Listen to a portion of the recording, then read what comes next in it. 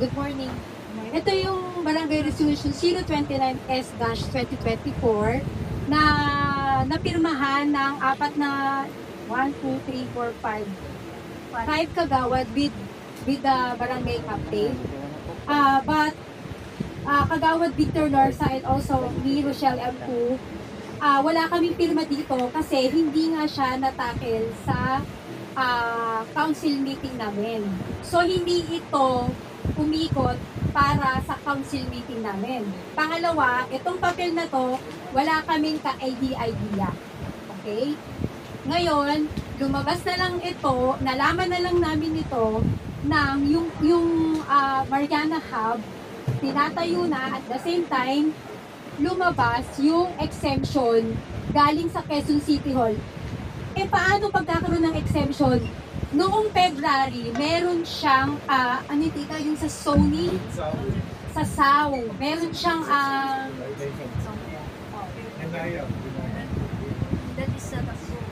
siyang, hindi siya approved sa SAU.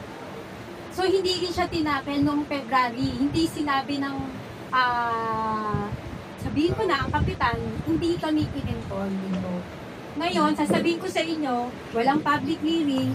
Ngayon, nandito yung mga ibang residente at presidente ng mga zone kasi nga, tutol sila dito. Binigay yan para sa'yo. Tutol sila. Kaya nga dala ko ang mga papeles na pinareceive nila. Sila ang nagpa-receive sa Quezon City Hall. Nagpa-receive sila noong 2024 until itong 2025, nagpa-receive sila. Narito yung mga receiving copy. Dala ko, pinapaalam namin sa inyo from the residente ng Mariana. Nandito po, oh. So may reklamo siya. Tuloy yung Madam Chair, no? Yes, sir. Magawad, are you aware na nakapagpasa na po ng City Council resolution with regard to that, which is resolution number 9801, Series 2024? Aware ako, pero hindi kami aware kung paano siya filoseso ng barangay. Unang-una, walang public hearing. Pangalawa, yung tungkol dun sa SAU na hindi siya approved, hindi rin sa amin pinaalam. Pangatlo, hindi nga siya natakil sa council meeting namin. Kasi alam nyo, sa totoo lang, wala nga akong pirma. Ako personally, wala akong pirma. Kasi kung alam ko to, malamang pag-uusapan na namin to, hindi ito matutuloy. Ewan ko kay Kagawad Victor Lorsa kung anong comment niya, wala kang pirma. Kagawad, this council resolution which gave authority sa doon din dapat sa zoning. to Jiki Chua, this resolution Maraming tinatulad. Maraming tinatulad. was Napansin, maraming considered tinatulad. Hindi authored nila by pinapansin. former councilor Irene Urban Pinapansin, Monte, marami silang sulat. chairperson of the Committee on City Planning and Zoning during the previous council, the second council, who happens to be your councilor as well from the 4th district. Did she not invite you? No. Excuse me, gentlemen, please,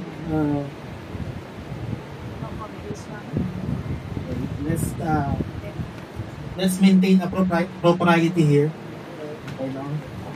If you want to talk, we could recognize you, but for the moment, we are speaking with the barangay officials. Na lang kung ano yung letter nila. Okay, so Pwede ba natin gawin yung search? so it's very clear, you were not invited. Kasi review tayo eh. Kung During the naka-ayos ba yung resolution na ginawa. And Hindi wala nga in addition po, noong November 25, 2024, Yun ang sumulat kanila po eh. ang Yun mga ang gusto nila eh. residente But what is the issue kay right now is Councilor Irene Belmonte, Hindi po nandito rin umpisa po yung mga receiving, Wala tayong sumulat pakialam sa sila. lahat. I don't know what happened, pero nandito yung mga papeles na pinareceive nila.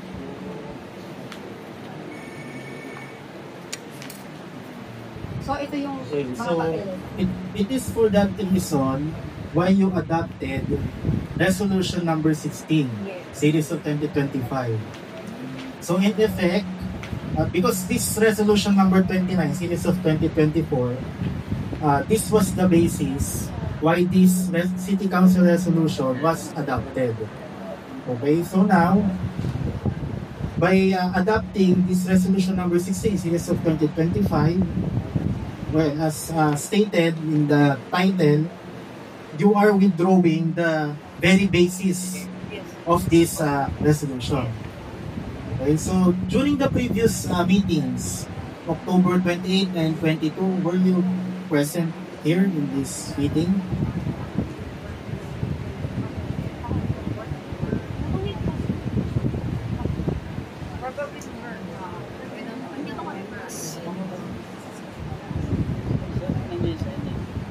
And you were instructed by the committee to invite Kagawad Melesio Rodrigo, the one who was the presiding meeting when this resolution, of course, resolution number 16 was adopted.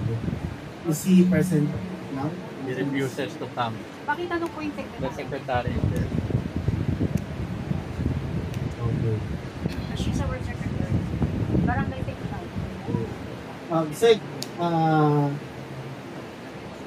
please kindly state your name lang for the record.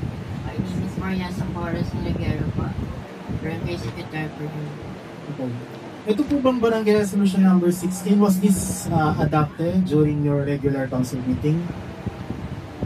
During council meeting po, it was not discussed, but it was in the agenda. It was in the agenda, but it was not discussed. Tuwing kailan po ang regular session ng Barangay Marana? Because di ba, under the local government code, you are required to conduct at least 2 per month. So tuwing kailan po siya? Wednesday and third Wednesday. So, kailan po siya na agenda? No? First, second, Wednesday, second.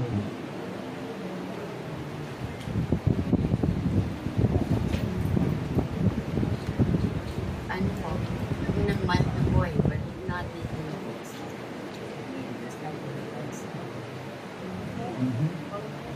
Nakalagay po dito, done this second day of July 2025. So, anong araw yung July 2, 2025?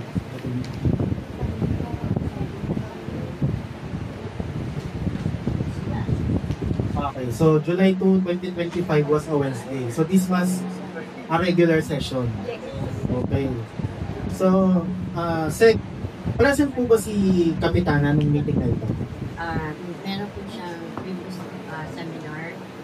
Kaya Okay. po, So, I suppose, sa internal rules ninyo, sino po ang presiding officer kapag wala po ang kapitana? Ang punong barangay. I have no idea kasi bago din po ako. Pero yung pag wala po si Kap, ang nag-represent officer po, ito gawin dito po. Kagawad Rodrigo. Rodrigo yung dito.